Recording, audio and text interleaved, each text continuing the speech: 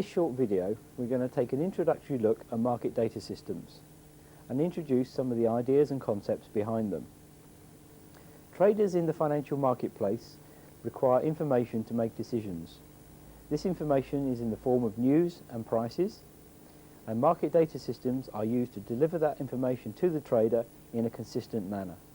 The news breaks down into three main components: market, business and political news.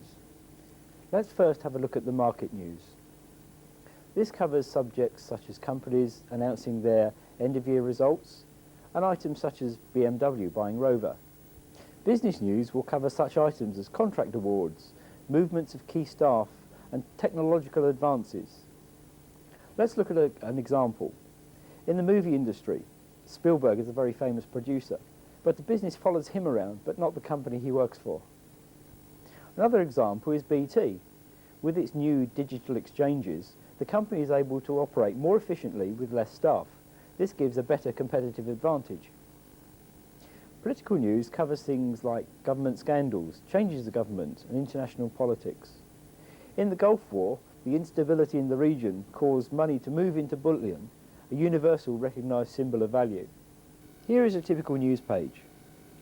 The page is organised by headlines, and if a user wishes to look at more detail behind the headlines, he calls the reference story page. By keying in the code shown adjacent to the headline, we can see a typical news story. Of considerable interest to many traders are the sports pages. Here we can see the headlines, and again we can easily access the more detailed story. Price information comes from many places.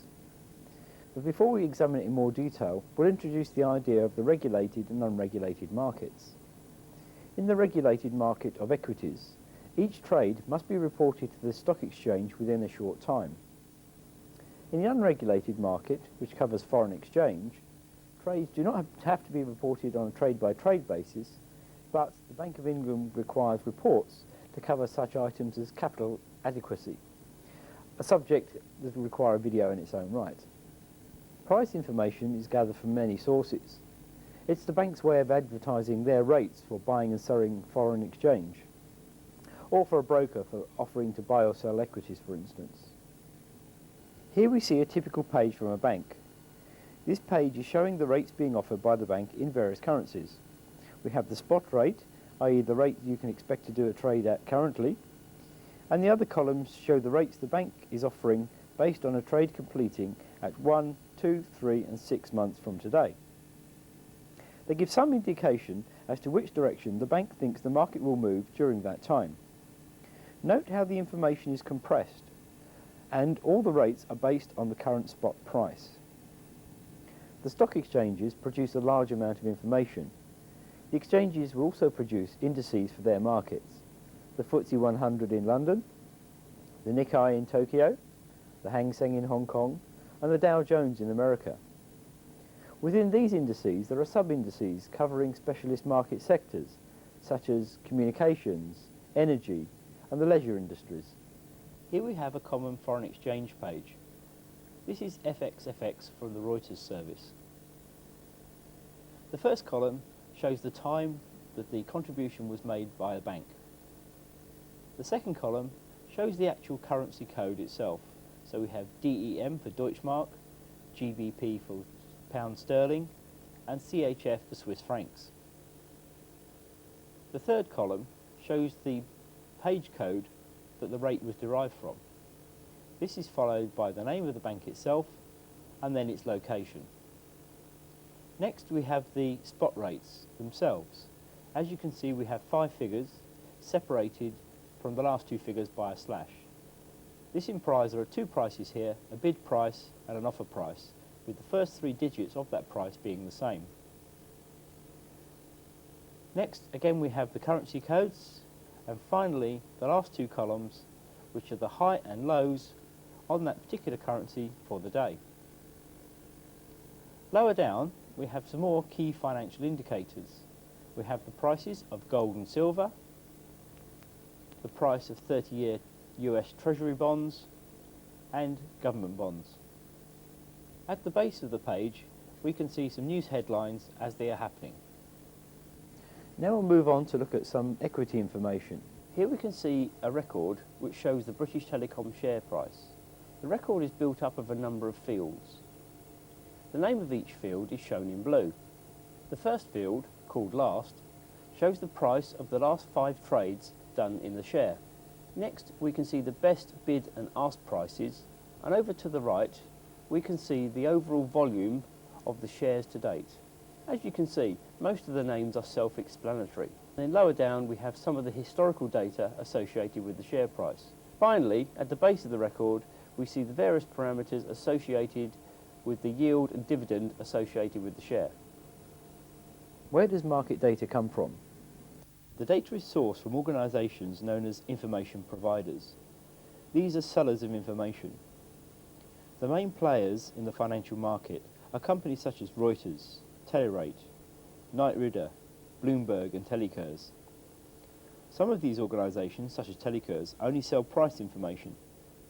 Organisations such as Reuters and Telerate sell news information as well. Of increasing interest in the dealing room is the provision of television news. CNN pulled off a major coup during the Gulf War as it had exclusive coverage of events in the Middle East. During this time, the markets moved in synchronism with the events in the Gulf. If a raid against Iraq was a success, confidence in the market went up, with subsequent better prices.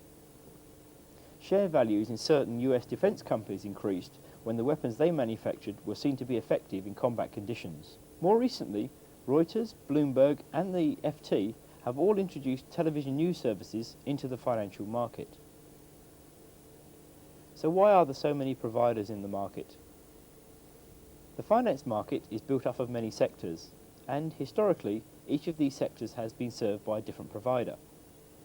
For example, Reuters used to predominate in the foreign exchange market, Telerate in the fixed income market. However, due to the increasing globalisation and deregulation of the finance industry, many of the original niche suppliers are now covering many more market sectors. The information provided to the financial community is of very high value. Consequently, it is at high cost. Because the revenues that can be reaped from it, there is intense competition. Speed of delivery of information is essential in the market, and this gives rise to some of the smaller niche players. So where do the information providers get their information?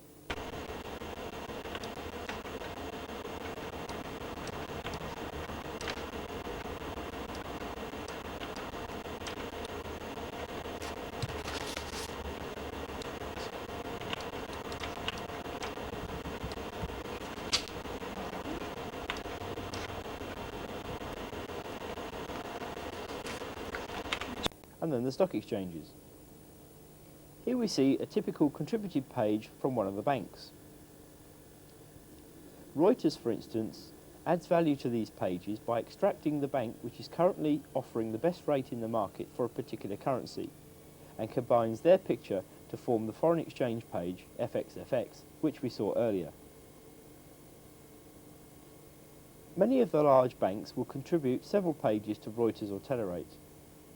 And here we see one or two from the major banks covering other instruments. Here we can see how the information flows from one organisation to the next, from the trader to the bank system, to the information provider and back to the market. For equities it's similar, except it goes via the stock exchange. So why do we need information? Good information allows us to either maximise an opportunity or minimise a risk. Let's look at an example of buying a house. We will only feel comfortable with the purchase if we have a lot of information. For example, why is the seller selling? Is it because of a job move, a divorce, or perhaps a marriage? We need to know the history of the house. Is it subject to subsidence or flooding? We need to know more about its environment. Are they going to build a motorway at the end of the garden, or a sewerage works? Are there some new industries moving into the area which could force the price up? When looking at the environment, we can get an idea of what is happening to the house price.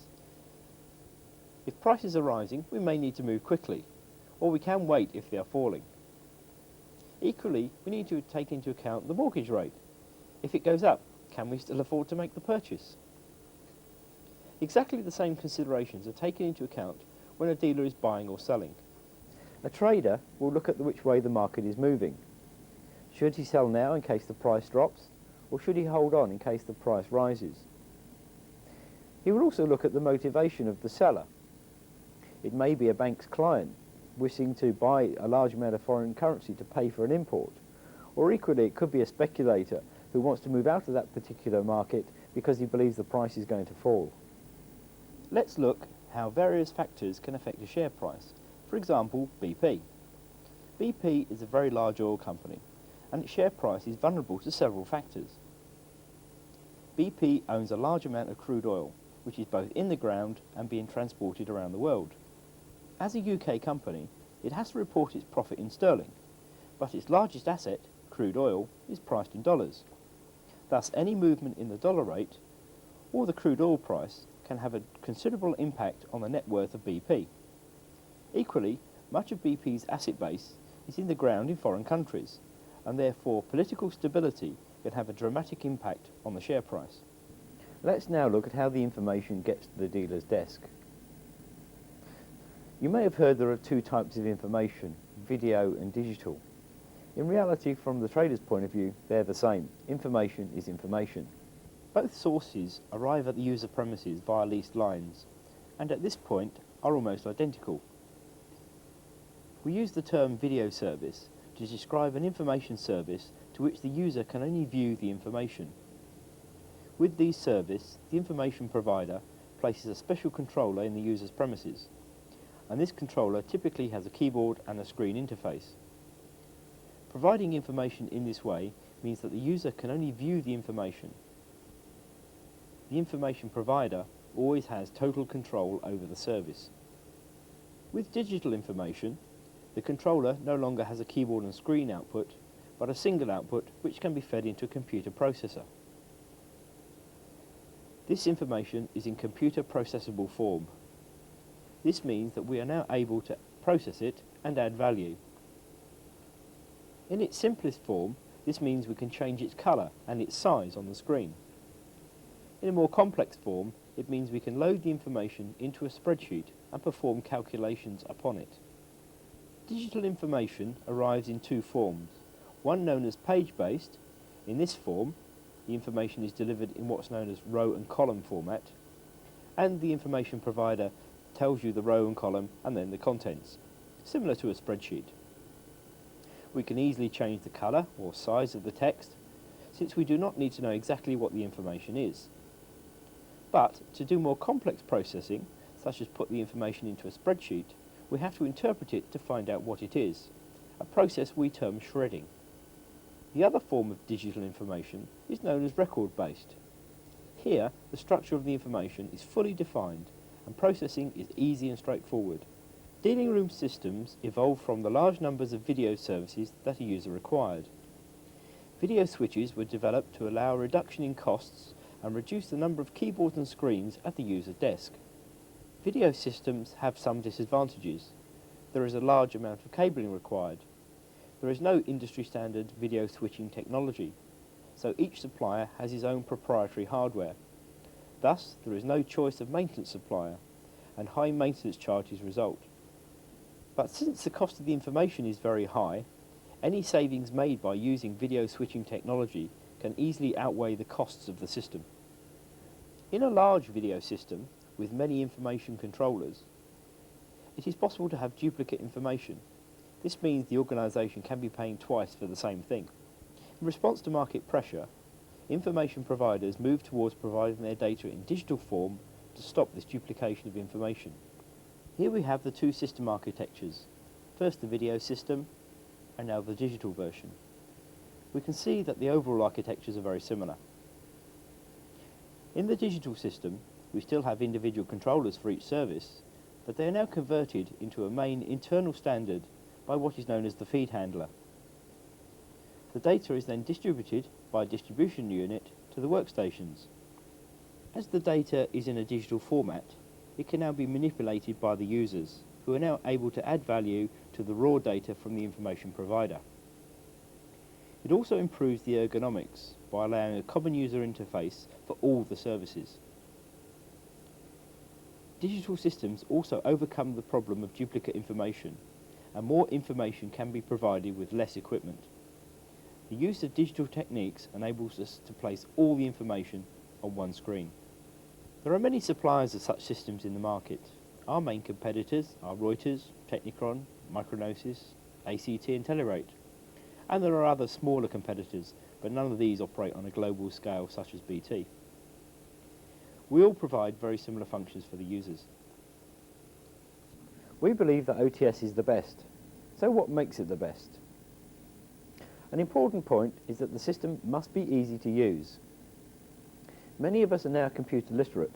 We all use computers in our daily jobs, but we still have to think about what we're doing to perform the task at hand. For a trader, this isn't good enough.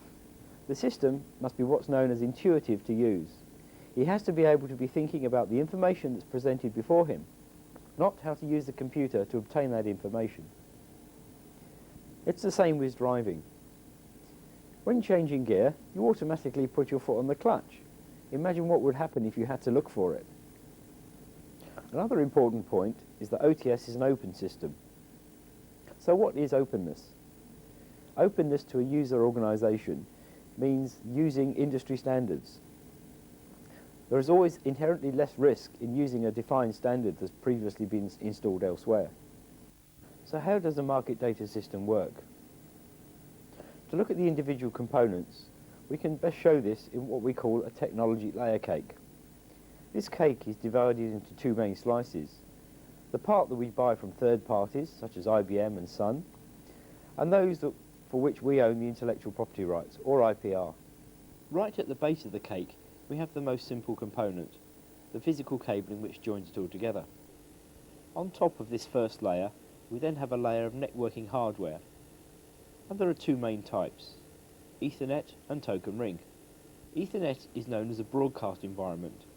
Computers send messages on the network, and all the attached computers listen to every message. However, they only extract from the network messages that are destined for themselves. Within this environment, it is possible for two computers to start transmitting messages at the same time. This results in a garbled message, and this is commonly known as a collision. When this happens, both computers will stop transmitting the message, will wait a period of time, and then retransmit if the network is not busy. The time that they wait is controlled by a complex set of algorithms. Here is a typical Ethernet card which fits inside a PC. Here you can see three types of cable connection that are possible. The most popular today is UTP, unshielded twisted pair, which will connect here. Or here we have a thin wire connection, which is a thin coaxial cable, or here the third type, which is known as AUI, and this allows connection to the thick style of Ethernet cable. There are various restrictions and design constraints associated with the various connection types. Token ring works in a slightly different way. Rather than sending a message to every computer simultaneously, the computers pass messages from one to another. A token ring can be viewed as a small train full of carriages running round a track. The computers are the stations, and they are allowed to pass a message to the train if an empty carriage is available. The message then circulates around the various stations until it reaches its destination.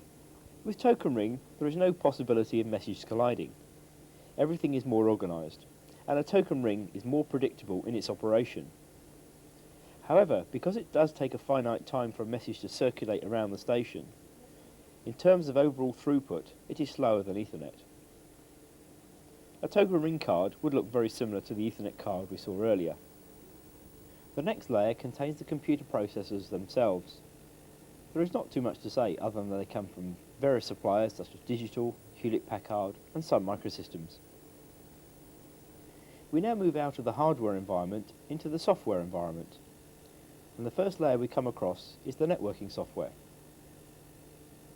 This layer of software controls how messages are sent and received. There are two main types of protocol. One is known as session-based and the other as broadcast. The OTS system uses a session-based protocol based on the TCP IP international standard. In a session-based protocol, there is a one-to-one relationship between the source of the message and the recipient. In a broadcast environment, messages are sent to all recipients, with recipients having to decide which messages are for them. There are advantages and disadvantages to both systems. The main advantage of a session-based system is that we can guarantee the delivery of a message. This contrasts with a broadcast system. Because it broadcasts messages to every recipient, it is difficult for the recipient to know that he has missed a message.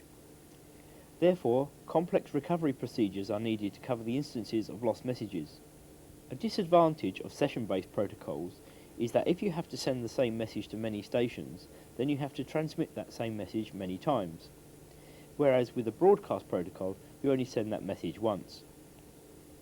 However, with a broadcast protocol, you spend a lot of time sorting out the many messages you do not want. With a session-based protocol, you only get the messages you do want. The next layer of the cake contains the operating systems themselves. We have all heard the various names: DOS, which runs on PCs, VMS, which is Digital's proprietary operating system, and Unix from various vendors. And there's now a new player, known as Windows NT. The object of an operating system is to separate the application software from the hardware. Different pieces of hardware work in different ways, and the various operating systems allow simple interfaces to complex functions, such as reading or writing files to disk. If we look at Unix, there are currently three main suppliers in the market: Solaris from Sun, AIX from IBM, and Ultrix from Digital. Although these are all Unix operating systems, there are differences between them, which means that a program written for one may not work when ported to another. This brings us onto the next layer of software. We have now moved into the slice of the cake that we have developed. The first layer is known as the OTS Portable System Kernel, or PSK. The PSK has been developed to allow a common interface to all the operating systems. This means that when we develop a piece of software, we know it will work on any of the platforms to which we have ported the PSK. We're now into the applications layer of the cake. The first of these layers is the OTS distribution software. This allows the routing of data pages and records of information from the various sources to the various users. The next layer is known as OTS Lib. This layer provides a toolkit which is used to interface the distribution software to applications, and in this case an application can be either one of our own or one from a third-party supplier. The final layer of the cake is the application layer. One of our main applications is OTS View itself. This is a display application which we will look at in more detail later. The other applications in this layer include our feed handlers to interface to feeds such as Reuters and Telerate, etc. We will now move on to look at some of the functions that OTS View can provide. Here we can see a typical trader screen. Our trader is interested in a few stocks, known as his portfolio. Here we can see the latest prices for those stocks shown in this quote list. We can also see the same prices plotted graphically to show the direction of movement in the market. Since the stocks in our portfolio are also affected by external factors, we can see the various important currencies, again plotted graphically.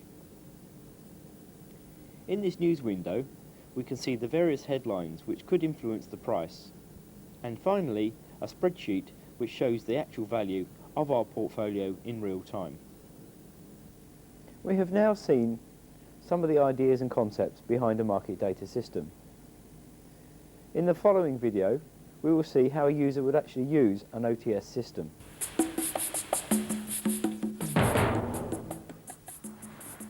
From the Windows Program Manager, double-click on the OTS View 2 icon. You are presented with the OTS View logon screen. This tells you which version of the software you will be running and prompts you for a username and password.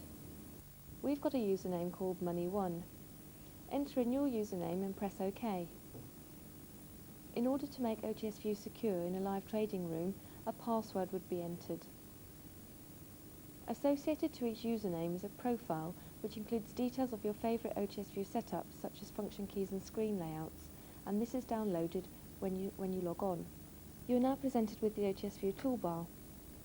If you move the mouse pointer to the BT logo on the toolbar and then click on the right mouse button, you'll see a list of functions that can be performed with the toolbar.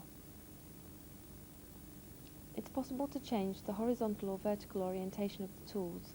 You can add controls to change the shape of the toolbar. You can tailor the toolbar to include only those tools of interest to you, and you can include other applications to be accessed from the toolbar, such as Microsoft Excel. The size of the buttons on the toolbar can also be changed, but for the demonstration we've kept these large.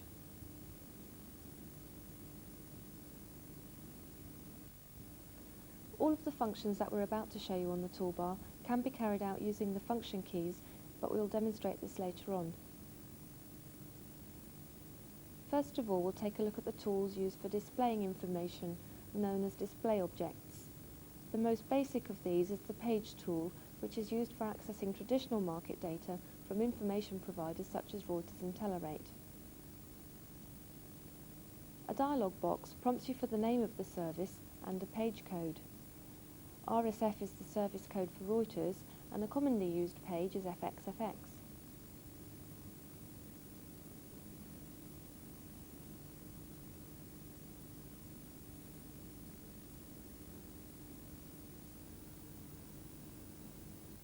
It's possible to move the page around on the screen and resize it like most other windows.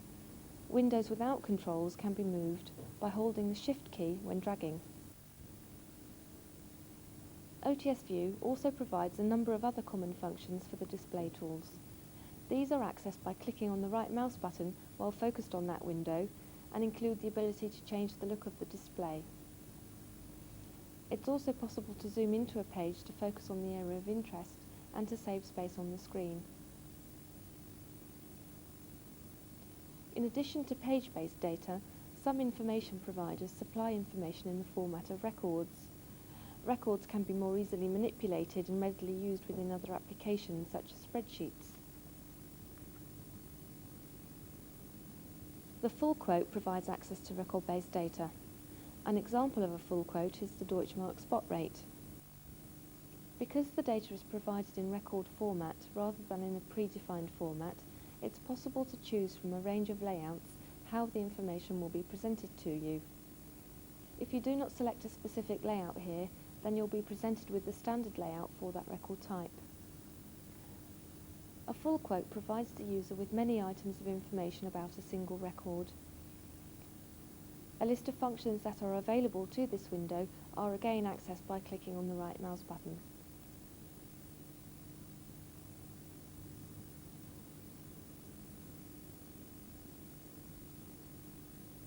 Chains provide another means of displaying records, for example the Sterling cross rates.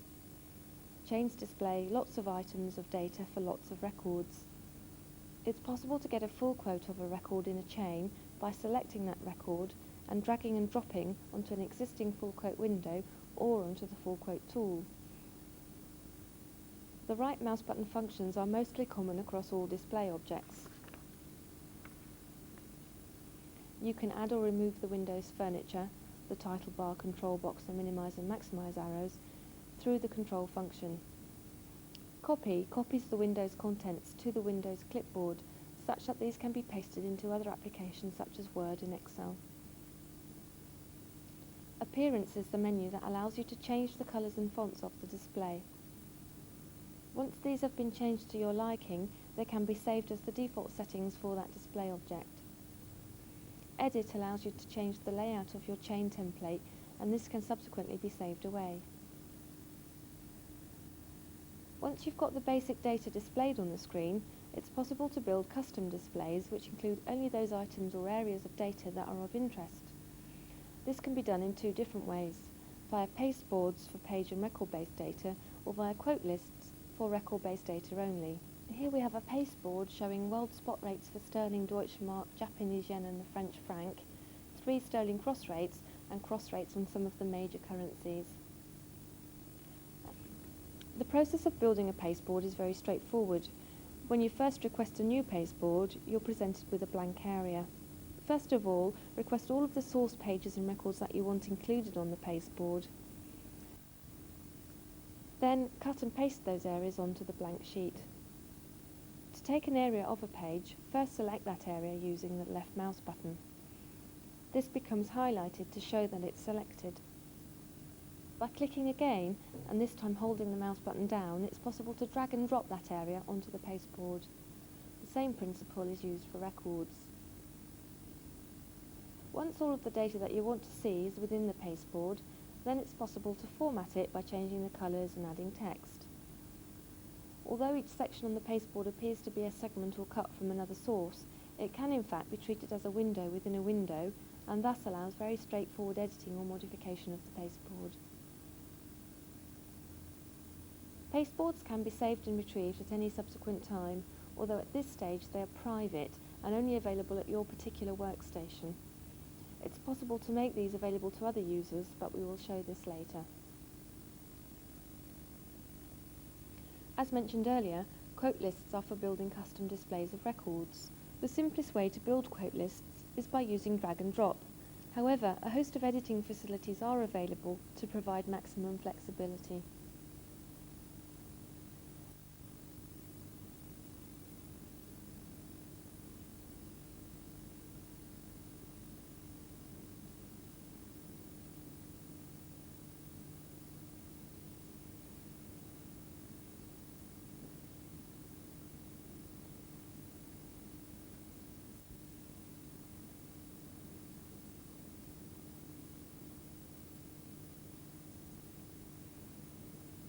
Another way of viewing record-based data is via the ticker facility. Again, it is possible to run a ticker by dragging and dropping from another source. The ticker is fully configurable. In this instance, it's running from bottom to top with a single label. It's entirely possible to run the ticker in different directions with different label positions assigned and with different font sizes.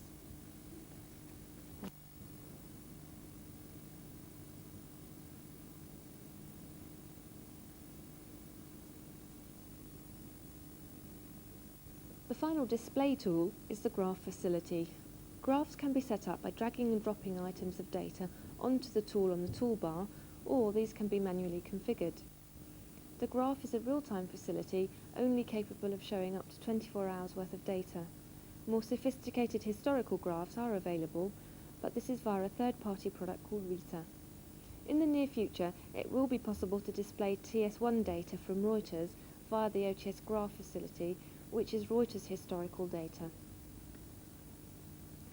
Facilities that the graph offers include zoom in and step out, colour change of the graph itself and the items being plotted, different plot symbols and line styles, for example step or ramp style, single or double width line. It's also possible to change the time span of the plotted data and the value range.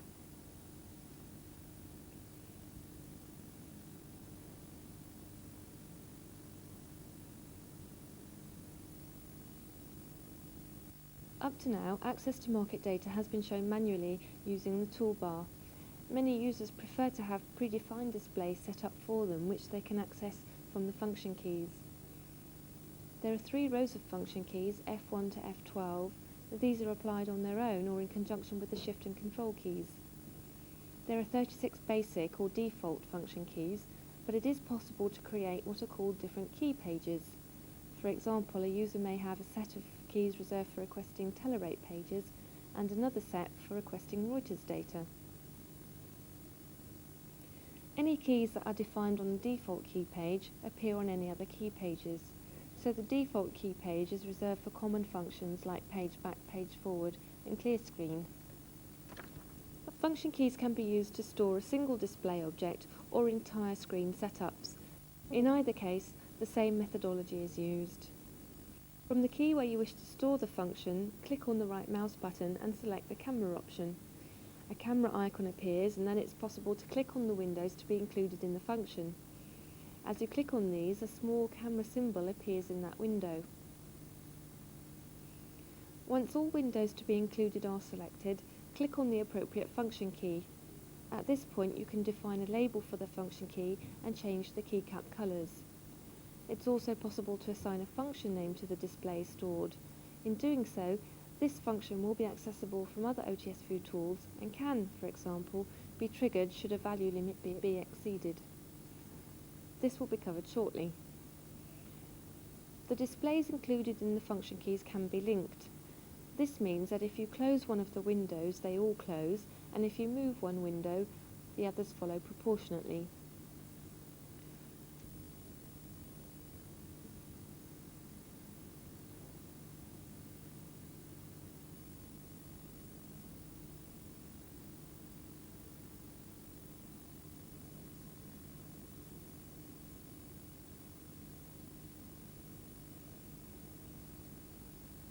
OTS View incorporates other facilities specifically designed for traders.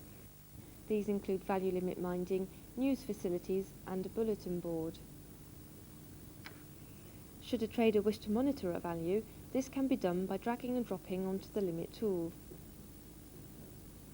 A dialog box is presented where the user specifies a name for the limit and can set up a high or low value range or a percentage change range, which will trigger a choice of actions should the value enter or leave the range. It's possible to receive an audible bleep from the PC, a message in a message window, a sound generated from a sound file, or the triggering of a predefined function, such as was defined under a function key, when the limit is exceeded. A user can also choose whether to re-edit the value limits or whether to keep being alerted each time the value enters or leaves the range.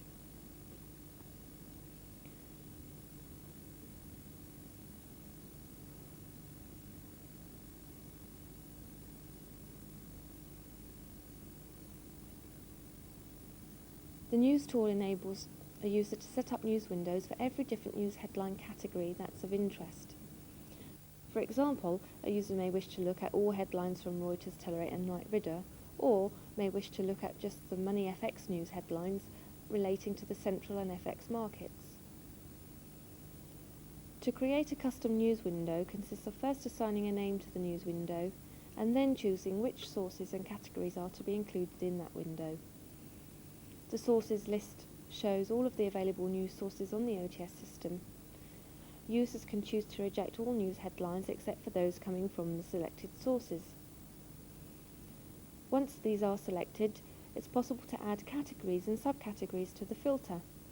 For example, you could select to look at headlines relating to a particular country or relating to equity forecasts.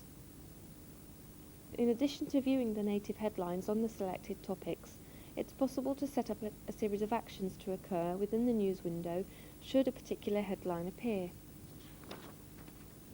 Actions include the display of that particular headline in a different colour, making the news window pop up, an audible alert, and the display of the background news story. A sound from a sound file can be triggered, as well as a function, as defined earlier using the function keys. The whiteboard service is an internal bulletin board which allows users to edit pages containing internal information, as well as extracts from market data feeds. These pages can then be accessed and viewed by other users. This is an example whiteboard page. The edit facility is accessed from the right mouse button menu. It's then possible to type or delete text and also paste information from a real-time feed.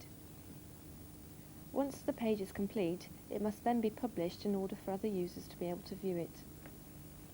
On this particular workstation, we've configured a message window containing only alerts from the whiteboard service, so that when a page is modified, an alert is received.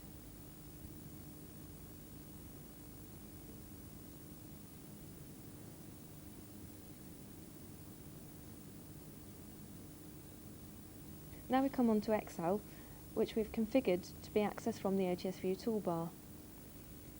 Using the drag and drop facility, it's very straightforward to get OTS View data into Excel. First of all, select the cells required and then drop onto the spreadsheet. Doing this in conjunction with the control key on the keyboard means that the data will be pasted in real time. Without the control key means that this will remain static. Once the data is within Excel, it's possible to perform calculations on this and to pass the results of the calculation back to OTS View for other users to access. This is done by copying the data using the Excel menus and then pasting it into OTS View using the OTS View Paste tool. Once you've done this, a menu is presented asking which service, record and file name the published data is to be identified by. We have a service called internal and a field name called bid, which are predefined and to which I'll publish. Once this is done, the published item can then be viewed via the OTS View tools, such as a full quote or a ticker, from any workstation connected to OTS. This is how data is published from Excel. However, if you want to publish, i.e. make public any graphs, quote lists or pasteboards, this is done via the OTS Data Dictionary. If you select Display Objects from the list, you're able to see which graphs, quote lists and pasteboards are public or global and which aren't. There are two remaining tools. One of these is the message window. As with the news window, it's possible to set up different windows to display different messages, as we saw earlier with the whiteboard message window. The categories that can be set up include all messages, messages about the limits that have been set up using the alarm tool, system messages, and whiteboard messages.